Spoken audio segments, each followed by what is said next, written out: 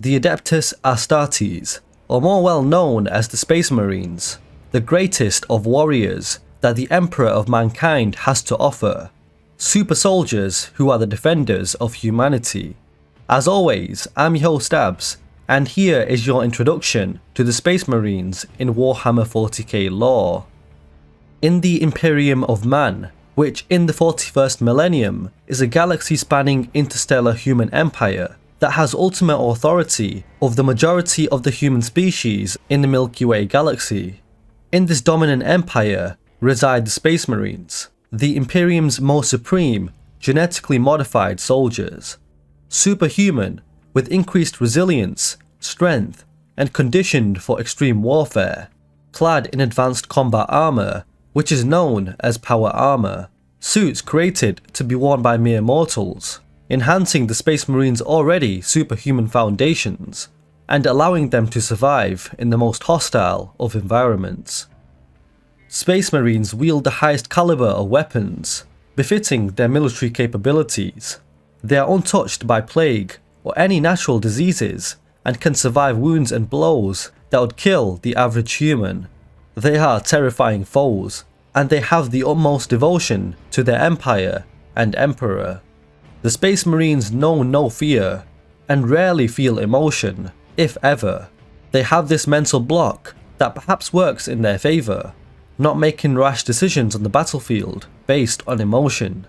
The Space Marines see humans as frail, weak creatures that give in to their temptations in lust, greed, and cowardice. The Space Marines do not have these feelings and look down on the lowly humans, which is ironic considering those are the people that the Space Marines are designed to protect. But the Space Marines merely see them as obstacles, as their ultimate goal is to eradicate the Imperium's enemies. Some Space Marines mock feelings like compassion, seeing it as another human weakness that has been purged from their superhuman minds. But the wisest of Space Marines know that in the end, compassion is their only salvation. Due to their presence and what we've discussed about them, most humans become in awe or fear of the Space Marines, with some cultures from the more primitive worlds even worshipping them outright as demigods or angels of the God Emperor made flesh.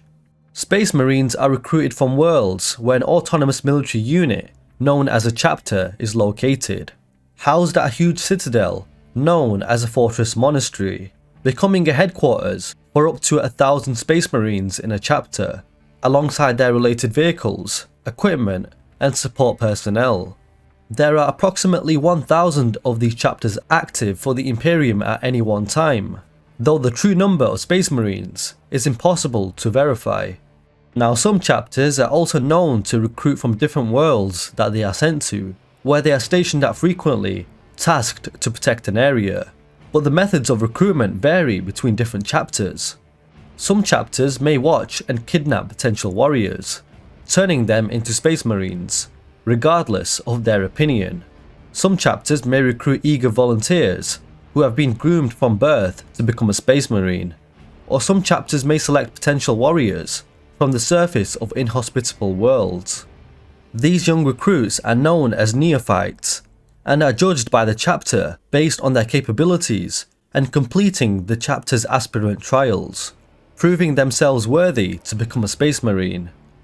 The events that the neophyte experiences during the aspirant trial will live on in his mind and heart for the rest of his potentially very long life. That's if they actually survive the trial. Once they have been accepted by the chapter, they require undergoing the genetic modification process through the implantation of the gene seed organ, as well as, of course, their combat seasoning. The first chant of the neophyte is the following: "We are the chosen of the Emperor, whose wisdom made us whole. We are the sons of the Primarch, whose flesh gives us life. And we are brothers of the chapter, whose honour makes us Astartes." It is always a great honour for a family to have a son chosen by the Space Marines, even for societies with little conception of the greater galaxy beyond their world. Once a potential warrior has finally become a Space Marine, irrespective to how he was recruited, he must now abandon his past and the people that he was once associated with. He must now protect the people.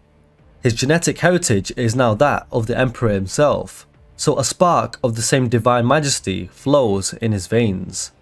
The first bond that all Space Marines share is the bond that makes them part of their self-sufficient chapter, coded in their flesh through the gene seed they all share.